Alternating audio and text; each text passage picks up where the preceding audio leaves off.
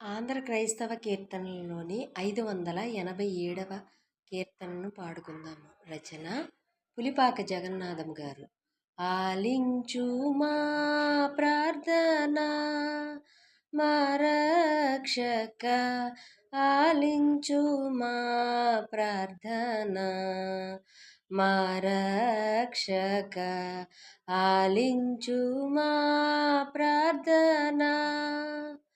ఆలింతువని నమ్మి ఆసక్తి వేడెదము, ఆలింతువని నమ్మి ఆసక్తి వేడెదము.